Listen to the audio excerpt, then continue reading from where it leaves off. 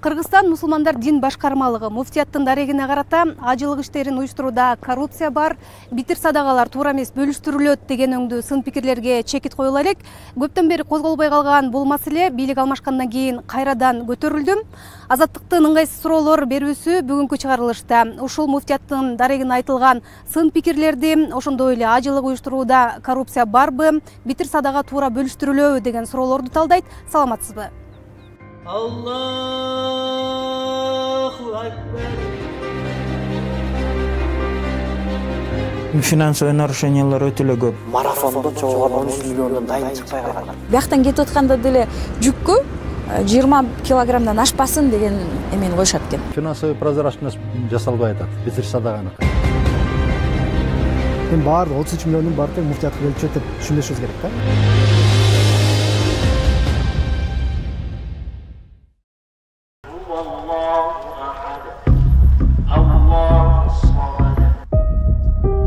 Муфтиятка карата сын негизинен ажылык сапар, битир садагага байланыштуу көп айтылат. Быйылкы ажылык сапарды утурлай тармакта дале бүдөмүк жагдайлар бардыгын айрым диний эксперттер жана мурда муфтиятта иштеп кеткендер белгилеп жатышат. Келдибек Аскаралиев өзүн адвокат Акин Токталиев жетектеген Кыргызстан элинин абийирин жана ар намысын коргоо комитети деп аталган коомдук бирикменин укук коргоочусу деп тааныштырды. Анын муфтиятка жана мурдагы муфтийлерге, азыркы муфтий Максатбек Ажы Токтомушевке карата да дооматы арбын. Тайыбаган туяк жок. Баарыбызда кемчиликтер бар. Арча Бешикте 30 сотук жери менен чоң үйү бар дейт. Чыңгыз Айтматов жана Түштүк магистраль көчөсүндөгү кымбат баалуу үйдө батыры бар дешет. Мунун баарын өзүнө эмес, жек жааттарына, туугандарына, атасына каттатып койгон дешет. Ошто Каракулжада да көп кыймылсыз мүлктөрү бар дешет. Аны текшергенге менин укугум жок. Мисалы, Арча Бешиктеги 300 000 долларга алган үйүн эле канча калдың, кайсы каражатка алдың деп сурап койсо болот да. Атасын деле изилдесе болот да. Келдибек Аскаралиев муфтияттагы мындай иштерди Максатбек Ажынын жалгыз өзү жасаганынан күмөн санап, аны экс-президент Алмазбек Атамбаевдин кеңешчиси Икрамжан Илмиянов калкалап келген деп эсептейт. Булар чогулуп алып, улакка барып өздөрү айтмакчы аш жеп жүрүшөт. Мен акыркы жолу киргенимде колуңдан эч нерсе келбейт. Менин крышам Илмиянов деген. Ошол убакта Алмазбек Атамбаев бийликте болчу. Аскаралиев өз айткандарына далил катары муфтийдики деп 3 үйдүн сүрөтүн көрсөттү. Бирок анын колунда далил документтер жок болуп чыкты. Муну көп жылдан бери укук коргоо органдарына кайрылып, иш алга жылбай келгени менен түшүндүрдү. Биз мамлекеттик каттоо кызматынын маалыматтар базасынан Бишкекте Максатбек Ажы Токтомушевдин ысымына катталган бир дагы үйдү же жер тилкесин таба алган жокпуз. Ал эми жогоруда айтылгандардын ичинен Бишкектин Арча Бешик конушунда жайгашкан турак жайдын муфтийге таандык экени аныкталды. Бирок ал анын атасы Токтомуш Абдираевке катталыптыр жана жер тилке 30 эмес 16 сотук деп маалыматтар базасына киргизилген. Кыргызстан мусулмандар дин башкармалыгы ал үйдө муфтий өзү жашайт деп ишендирди. Айтылган дооматтардын баардыгы тең жалган. Мынакей 2011-жылы эле жанагы Түштүк магистралдагы үйдү, Чыңгыз Айтматов Түштүк магистраль кесилишиндеги үйдү 2011-жылы эле алган. Муфтий боло электе эле. Ал эми андан кийин ал үйдү Арча Бешиктеги үйгө алмаштырып, азыр ошол жерде жашайт да. Эми анын Карвен деп атат, да бир Свердловск сотунун акимияттын жанында дейт, Карпинкадагы үйлөрдү айтып атат. Булардын баардыгына тең кагаз түрүндө документин алып келип көрсөтсүн. Эгерде биз алардын документтерин көрсөтпөсө, анда биз сот органдарына кайрылып, тиешелүү чара көрүп берсин суранабыз. Кыргызстан элинин абийирин жана ар намысын коргоо комитети коомдук бирикмесинин өкүлдөрү болсо, муфтияттагы алишемдиктер муфтийдин коррупцияга аралашканын кайталап, аны менен Икрамжан Илмияновдун ажылык сапарга катышын иликтеп берүү өтүнүчү менен президент Сооронбай Жээнбековго ачык кайрылуу жолдошту.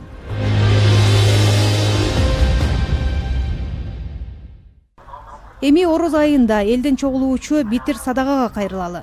Мисалы, былтыркы битир садагадан өзгөндөгү жер көчкүдөн жабыркагандарга бөлүп беришти. Бул туура эмес. Ал үчүн мамлекет бар. Ал үйлөргө мамлекет бериш керек. Битир садага колунда жок бейчараларга берилиш керек болчу. Эми баардыгы 33 миллиондун баардыгы муфтиятка келип чөтүп түшүнүшүбүз керек да. Ошондо 20% болгондо 7 миллиондон келип түшсө, бул мындай да. Биз Рамазан башталганда эле жарандардан арыздар кабыл ала баштайбыз. Жарандар келет. кандай муктаждыктар менен болбосун жарандар келип арызын таштай берет. Ошол карылар үйү бар, балдар үйү бар, жетимдер үйү бар. Бизде айтор көп го. Ошолордун баардыгы тең арыз таштайт. Андан кийин ошол түзүлгөн комиссия топтолот дагы ар бир арызды бирден карап чыгат. Кыргызстанда Рамазан айында чогултулган битир садага 2017-жылы 33 миллион сомдон ашкан. Ага чейинки статистикага үңүлсөк, 2014-жылга чейин битир садага 20 миллион сомдун тегерегинде гана болгон. 2014-жылы республика боюнча 21 миллион 372 миң 992 сом битир садага топтолгон. Анын 4 миллион 274 миң сомдон ашыгы муфтиятка түшкөн. 2015-жыл битир садага 31 миллион 112 миң сомдон ашкан. Муфтиятка 7 миллион 431 миң сомдон ашыгы келген. 2016-жыл битир садага 32 миллион 156 миң сомго жеткен. Анын 7 миллион 673 миң сомдон ашыгы муфтиятка берилген.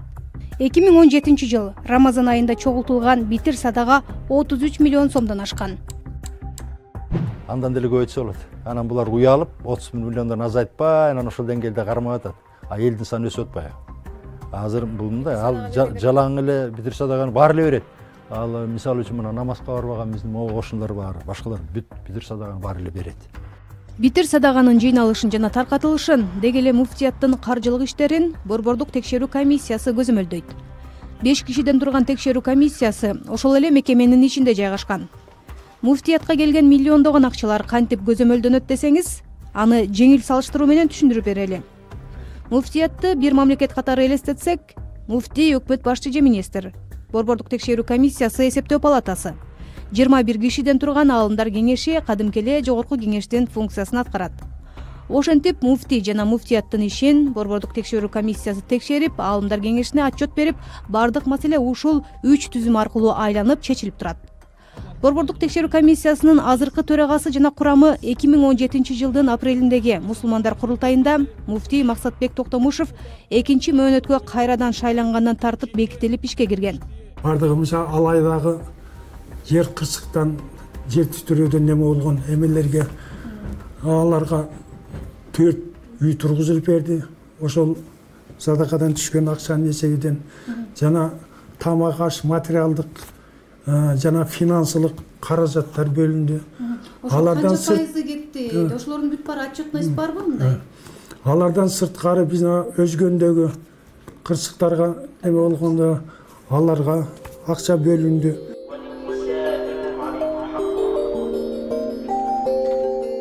Айта кетүүчү жагдай, 2017-жылы муфтият битир садагадан канча акча түшкөнү тууралуу ачык маалымат таратып, тарыхта биринчи жолу топтолгон акча 33 миллион сомдон ашты деп жарыялады. Бирок акчанын канчасы муктаждарга, канчасы табигат кырсыктан жапа чеккендерге берилгени өтүр чекитине чейин так жарыяланган эмес. Борбордук текшерүү комиссиясы муфтият ажылык сапардан түшкөн акчанын эсебинен гана жашайт, башка каржылоо булагы жок деп билдирди. Андай чоң инвестиция же садака келе турган булак жок. Биз болгону ошол ажылыктан түшкөн $100 менен эле иштеп келатабыз. Анан битир садага. Анан битир садага. Битир садака дагы өз жайына, өз ордуна. Ар бир ажыдан $100 уюштуруу иштери үчүн деп муфтиятка түшөт. Исламда жакшылык кылууда битир садага жана зекет берүүдө оң колуң менен бергенди сол колуң бербесин деп жазылганын эске алсак, билгизип же билдирбей дагы жардам бергендер көп эле болот. Ким канча берет, балким бирөө 1 сом же дагы бири миллион сом береби, ал нерсе так эсепке алынбайт. Мечит медресе куруу үчүн дагы араб өлкөлөрүнөн, Түркиядан миллиондогон каражаттар келет. 2007-2008 жылы мечиттин курулушуна деп өткөрүлгөн марафондо чогулган 13 миллион сомдун дайыны чыкпай калган. Мурдагы муфтий Чубак ажы менден ошол акчаны иликтеп берүүмдү суранган. 2014-жылдан тартып бул иш такыр жылбай туруп калды. 13 миллиондун дайынын изилдеп тапса болот. Кимге канча кетип калганы тууралуу документ бар. Борбордук текшерүү комиссиясынын төрагасы Жунус Саранов мечит медреселерди куруу үчүн сырттан бөлүнгөн миллиондогон акчаларга муфтияттын тиешеси жоктугун белгиледи. Ар бир мамлекеттин өзүнүн кайрымдуулук фонддору бар. Алардын өздөрүнүн өкүлү бар. Аларга биз кийлик ише албайбыз. Чыныгын билебиз дей турган болушса, анда независимый аудит киргизиш керек муфтияткачы. Деңиз Бекишев 2012-2017 жылдарда муфтияттагы борбордук текшерүү комиссиясында аудитор болуп иштеген. Былтыр муфтийди кайра шайлоонун алдында каржылык эреже бузуулар тууралуу ачык айтам деп иштен кеткенин айтууда. Финансовый нарушениялар өтө эле көп. Максат ажыга чейинки болгондон баштап биз текшерүүлөрдү жүргүздүк. 2009 деп айтсак деле болот го. 2009 баштап ошо текшерүүлөрдү жүргүзгөндөн баштагандан эми азыр чоң суммадагы акчалардын тышка кетип калышы, подотчет алып отчеттор берилбей калышы, карызга муфтияттын кассасынан карызга алып ошо карыздарды төлөбөй коюшу. Бекишев 2014-2016 жылдардын аралыгындагы муфтияттагы текшерүүлөр тууралуу документтердин көчүрмөсүн берди. 2017 жылы курултай болгондо устав боюнча борбордук текшерүү комиссия алымдар кеңешинин алдында отчет бериш керек эле. Биз ошо отчетко даярданганбыз.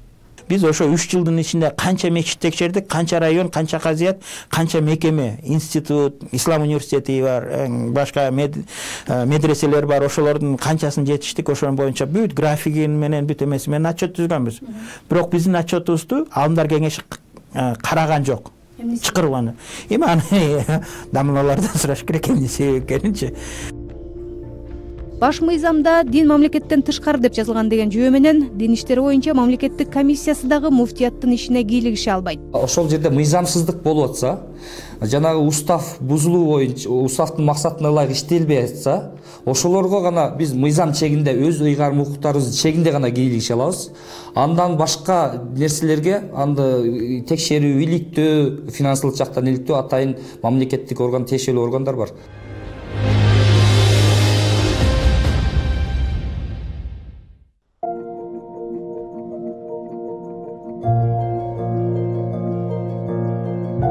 Эми көптөн бери ызы-чуу, нааразылык менен коштолуп келген ажылык сапар тууралуу айтпасак болбойт. Ыйык Рамазан айы бүткөндөн кийин жыл сайын зыяратка барчулардын сапарынын баасы тууралуу буга чейин дагы чуулган окуялар болгону белгилүү.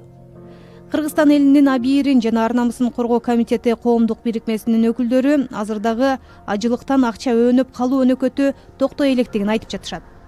Ажылыкка бараткандар бизди Кудай ушинтип жолубузду ачты. Барып келе берели. Ажыбыз кабыл болсун деп жабылуу этек жабылган бойдон калып кетет. Бирок зыяраттан кайтып келип, этек жеңин жыйнап, 1-2 ай өткөндөн кийин бул акчаны жөн эле алып койду, тигини минтти деп ызылдашат экен. Ажыга бар да хажда жүрүшөт. Анан кийин мисалы үчүн суу, замзам суусу оптон $7. Бул мисал эми да мындай $7. Ошо $7 алып өзүнүн жааматында жана 50 кишиге $15 уже берет. Алардан $15 чогултат. Мисалы үчүн курбанчылык малдын баасы $70 болсо, малдын оптон баасы да мындай эметкенде 120 эме кылат. Бул ажыкелердин мындай иштеген бир эмелери бар да, мындайчы, баягы системасы. Анан ошолорду көбү билет, эме кылат, анан айтып бербейсиңер тигүү десе эме кылат. Бир аксакал киши ажыга барып, анан отуруп мындай эметип, ажыке канчага келдиңиз деп сураса деген картаң аксакал киши 3700 берип келдим дейт. Жашын сураса тиги берген акчасын эметип өтөт да. Ажыга барып келген, бирок аты жөнүн атагысы келбеген айрым жарандарда ажылык сапар бизнес болгонун ырасташты. Мисалы, ар бир ажы кимдир бирөөнүн 5 килограмм балын алып өтүү милдетин алганы кадыр эсе көрүнүшкө айланыптыр. Дүңүнөн арзан баада алынган замзам ташылып келип, Кыргызстанда суу кошуп көбөйтүлүп, үстүнө акча кошуп сатылат экен. Бизге бул айтылгандардын чын төгүнүн билүү үчүн ажылык зыяратка барып келгендерди ачык маалымат берүүгө көндүрүү кыйынга турду. Биз кайрылгандар барып келгенден кийин жамандоо фитна болот деген жүйөлөрдү келтирип жатышты. 2017 жылдын сентябрь айында ажылыкка барып келген журналист Рахат Садырбекова гана макул болуп, уюштуруу иштерине бир катар нааразылыгын жашырбады. Ошол эле маалда журналист экени алдын ала маалым болгондуктан ал кошулган зыяратчылар тобуна бал берилбептир. Мен бала алып барган жокмун, бала алып барышат экен. Бул жөнүндө ошол эмеде сөз болот да, тиякта делечи ушундай болуп анан мынтип келдик, андай келдик депчи. Бирок менин журналист экенимди билишти окшойт. Биздин группага ушул нерсени беришкен жок да. Себеп дегенде алдын ала эле айтышты дейт да. Биздин мен Рахат Садырбекова деген журналисттин кетип атканын 1 ай мурда эле менин группам билет экен да. Ошон үчүн менин гана группам менимче эчтеке алып барган жокпуз чындыгында. Күлүп атышты, тиги башка группадагылар тамашалапчы, силер деген аябай мындай жыргап келдиңер депчи. Зыяратчылар тобу 48 кишиден турат. Ага бирден ажы башчы дайындалат. Эгерде 5400 дебейли, зыяратчылардын 5000 эле кимдир бирөөгө 5 килограммдан алып өтүп берсем, Сауд Арабияга 27 000 тоннадай бал жеткирилет экен.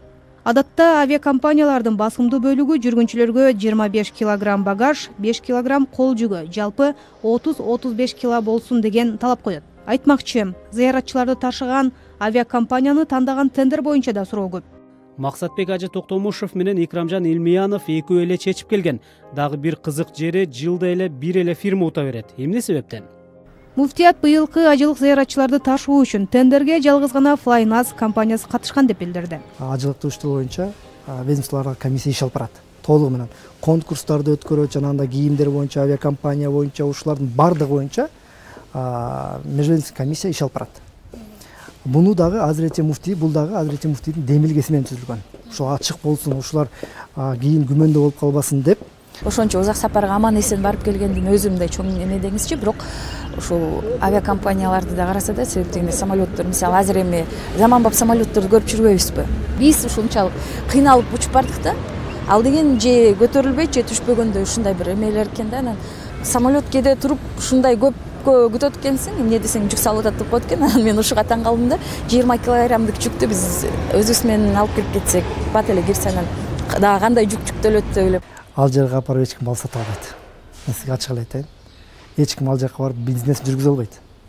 Себеби өзүңүз ажылыкка баратасыз. Мисалы, ажы башчысы деле ажыга баратат да, ошол өзүнүн тобундагы 50 кишини жетектеп баратат да. 50 киши үчүн ал жооп берет. Ажылык ишинде бул соода жок да. Ажылыкка кеткен чыгымдар жана шарт тууралуу нааразы пикирлер былтыр зыярат маалында Facebook'та дагы жарыяланган. Мисалы, Бакыт Ашыр Ахматалиев аттуу колдонуучу өз баракчасына ал жакта койго деп 120дан 150 долларга чейин ар бир ажыдан акча жыйнап алышат. Ошону менен 2800 долларга айланып калат. Мекеде өзбек туугандар менен кыргыздардын жашаган жери ат менен төөдөй деген билдирүү жазган. Руслан Шерматов аттуу жаран: эң туура, мен да бардым. Мындан да жаман нерсе болду. Айткым келбейт. Бизден жөн эле акчаны алып жатышат, өздөрүнүн чөнтөгүнө десе, 80 долларлык койду 150 доллардан топтоп алышат экен. Негизи муфтияттагылар да пенде да. Ошого ажылыкты муфтияттан алып, туристтик фирмаларга берсе, телөө жакшырмак деп комментарий калтырган. Ажылык сапардын эсеби. 2018 жылда кыргызстандыктар үчүн ажылык зыяраттын баасы 2890 АКШ доллары болду. Бул акча 2017 жылга караганда 130 долларга кымбат. Сауд Арабия бийлиги 2018 жыл үчүн кыргызстандыктарга 5400 квота бөлгөн. Бул былтыркыдан 640 орунга көп.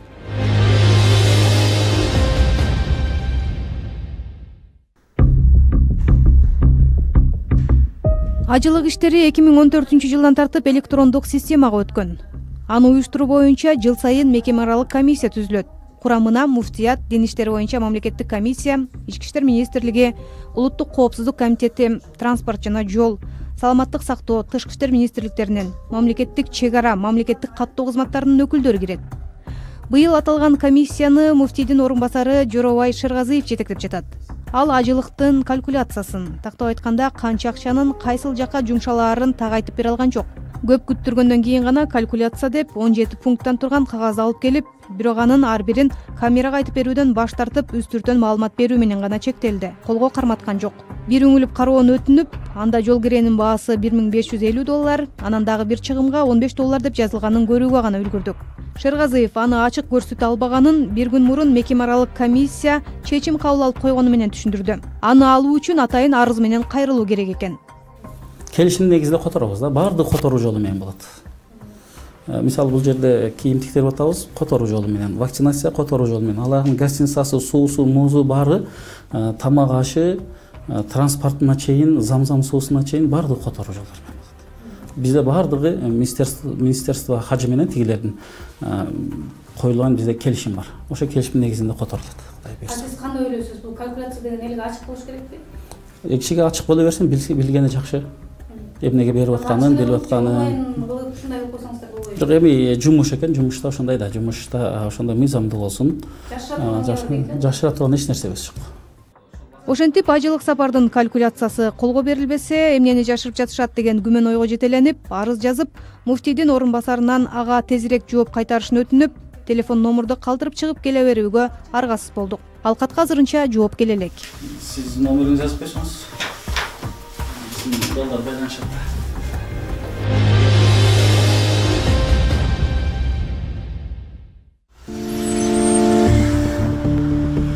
Кыргызстанда ажылык сапар коңшу мамлекеттерге салыштырмалуу арзан деген менен көпчүлүк анын баасын көтөрө албайт. Мисалы, аймактардын арасынан 200дөн ашык гана квота бөлүнгөн Нарын облусунда ажыга баруу ниетин көздөп кайрылгандар көп болот.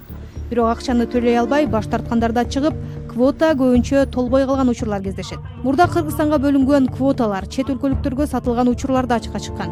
Муфтиятка азыр умра боюнча дагы дооматтар айтылууда. Умрада чоң эмелер бар, иштер бар. Жанагы паспорттор сатылып, анан 95 паспорт кармалып, анан дегендин баары ушул умранын схемасы. Жанагы кошуна мамлекеттердин жарандары паспорту менен Кыргыздын жарандарынын паспорттары чыгып атпайбы? Айрда паспортный мафия да бар. Муфтияттын дарегине карата Таблиги жамаат уюмуна байланыштуу дагы сын бар. Атүгүл муфтий Максатбек Ажы Токтомушевдин аталган уюмдун Кыргызстандагы лидер экени мурун айтылган. Бул уюмга коңшу мамлекеттерде тыюу салынган, Кыргызстанда ага чектөө коюлган эмес. Бирок аталган уюмдун акыркы мезгилде коомдо ар кандай радикал кадамдары менен белгилүү болуп, Кыргызстанда 2017-жылы экстремисттик уюмдардын тизмесине киргизилген Якын Инкар тобу менен байланышы бардыгын диний эксперт Орузбек Молдалиев айтууда. Жаап салалы дегенде биз айттык, азыр жаап салганда бир топ туура эмес иштер болуп кетиши мүмкүн. Андан көрө ушулардын ишмердүүлүгүн изучать этели дагы, керектүү жагын пайдаланып, кереги жагын жоёлу деп. Башында бул өзү даватчы болгондугу үчүн Максат Ажы. Кийин бир интервью берип, мен даватчы эмесмин дедим, ал өзүнүн жумушу, бирок мен ага 2 жолу айткам. Даватты тартипке салыңыз, коргоо кеңешинин чечими боюнча. Тартипке салгандын ордуна булар экиге бөлүнүп кетти. Якын инкарлар бөлүнүп чыкты даватчылардан. Булар радикалдашып кеткенин себептери бар. Бул себептерин муфтиятта да бар бунун себеби, күнөөсү. Азыр биз кимибиз суннит, кимибиз шиит, кимибиз ахмади, кимибиз хизбут тахрир, кимибиз Якын Инкар экенибизди, кимибиз отко сыйынып атабыз билбей калдык. Дин иштери боюнча мамлекеттик комиссия дагы якынчылардын таблигчилерден бөлүнгөнүн ырастады. Таблиг жамаат менен Якын Инкар бир уюм болгон. Анан булар бири-бири менен келишпестүүлүктөр ичинде саясий болуп, мүмкүн башка маселелер боюнча келишпөөчүлүктөр пайда болуп, кийин булар бөлүнүп, өзүнчө лидерлер бөлүнүп, Якын Инкар деген кыймыл пайда болгон. Бул Якын Инкар кыймылы азыр биздин Кыргызстанда каттоосуз анча радикалдык көз караштагы уюм. Анткени менен муфтийдин кеңешчиси Азамат Аргын таблиги жамааттан да, якынчылардан дагы коомго эч кандай коркунуч жок деп ынандырып жатат. Но я объясню, что таблиг жамаат Таблиги жамаат Казакстан, Орусиядагыдай формада бизде жок. Антисоциалдык багыт Инкарын деген бар. Менимче алар көбүнчө административдик жазага тартылышы керек. Бирок бизде сот кылмыш жазага тартылсын деген чечим кабыл алып койду. Инкарын жамаат өздөрүн ушинтип атап алышты. Алар белгилүү бир идеялары менен чыгып жатышат. Алардын лидери, кандайдыр бир түзүмү бар. Мындайды топ деп атаса болот. Таблиги жамаатта бул айтылгандардын бири да жок. Биз демократиялык эркин мамлекетте жашайбыз. Эгерде уюмдун иши Кыргызстандын мыйзамдарына каршы келбесе, биздин мусулмандар коомго пайда алып келүү үчүн мыйзамда тыюу салынбаган бардык ыкмаларды колдоно алат. Это можно назвать группа, понимаете? Таблиги жамаат жана Якын Инкар боюнча айтылгандарга карата Улуттук коопсуздук комитети комментарий берген жок. Муфтияттагы каржылык башаламандык, мыйзам бузуулар тууралуу айткан Деңиз Бекишевди атайын кызмат чакырып, документтерин алганы белгилүү болду.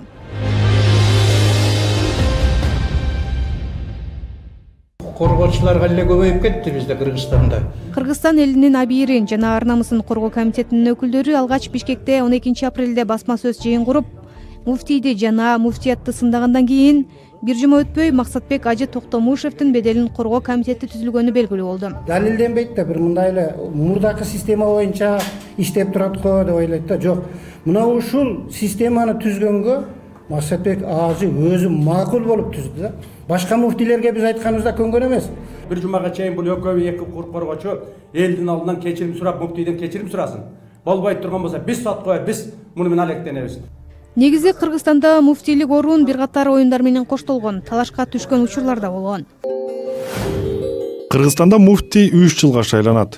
Өлкө эгемендик алгандан берки тарыхында 9 жолу муфтий алмашты. 1991 жылы мусулмандардын алгачкы курултайында Кимсанбай Абдурахманов, 1996 жылы Абдусаттар Мажитов, 2000 жылы кайрадан Кимсанбай Абдурахманов, 2002 жылы Мураталы Жуманов, 2010 жылы мусулмандар дин башкармалыгын Абдушукур Нарматов менен Руслан Жумагулов кыска мөөнөттө жетектеп калды. 2010 жылы Чубак Жалилов, 2012 жылы Рахматулла Эгембердиев, 2014 жылы азыркы муфтий Максат Токтомушев келип, 2017 жылы кайрадан экинчи мөөнөткө шайланды. 2010 жыл мурдагы президент Курманбек Бакиевдин бийлигин кулаткан 7 апрель окуясынан кийин муфтий Мураталы Жуманов уурдалган жана сабалган. Ошол окуядан кийин көп өтпөй Жуманов каза тапкан. 2012 жыл Чубак Жалилов ажыл сапардан түшкөн каражаттын салыгына байланыштуу ыз учуудан улам мөөнөтүнөн эрте кызматынан кетти. 2014 жыл 1,5 жылдай муфтий болуп иштеген Рахматулла Эгембердиев чуулгандуу тасма жарыялангандан кийин иштен кетти. Эгембердиевди муфтийликке шайлоонун өзү убагында чуу менен коштолгон. 2013 жылдын этегинде мусулмандар курултайына бир күн калганда ал бийликтеги айрым адамдар жана улуттук коопсуздук боюнча мамлекеттик комитет өзүн шайлоого катыштыруу максатында кысымга алып жатканы тууралуу видео кайрылуу жасаган. Ошол күнү атайын кызмат Эгембердиев менен мурдагы муфтий Чубак Жалиловго ажылыктан түшкөн каражаттын салыгына байланыштуу кылмыш ишин козгогон.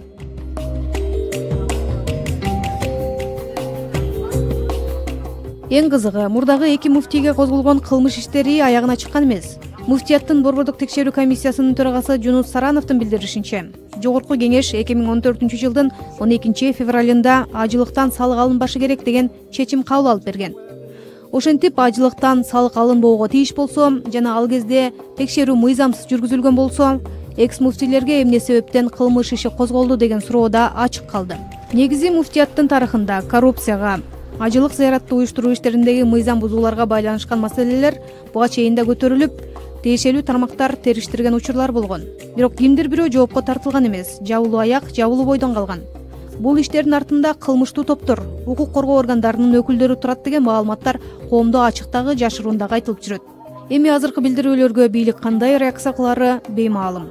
Ал арада айрым диний эксперттер бийлик алмашкандан кийин акча көп айланган муфтиятты дагы чеңгээлге алуу аракети көрүлүп жатат деп болжолдошууда.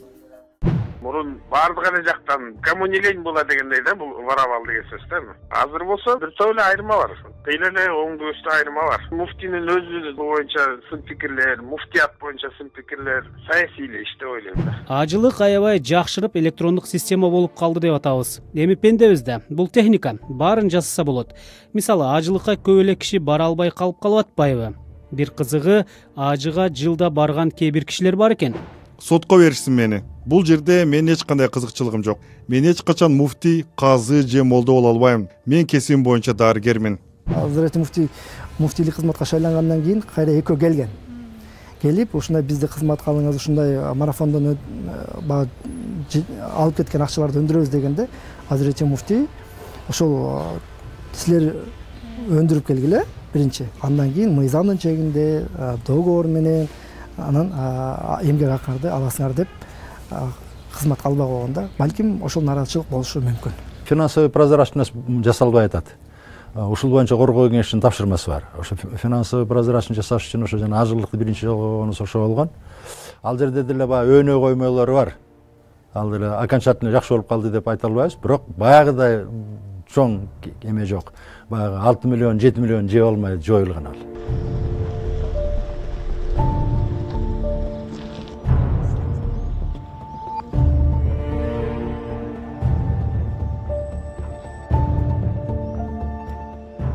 Кыргызстанда элдин 80% ашуунун мусулмандар түзөт. Андыктан биздин максат дал ушул 80% мусулмандар дин башкармалыгынын иши исламда жазылгандай таза жана ачык болушу. Сиз азаттыктын ыңгайсыз суроолор көрсөтүүсүн көрдүңүз. Биз бардык тараптын тең пикирлерин чагылдырууга аракеттендик. Андан кандай жыйынтык чыгарат, ал ар бир көрүүчүнүн өз эрки. Жакшы калыңыз.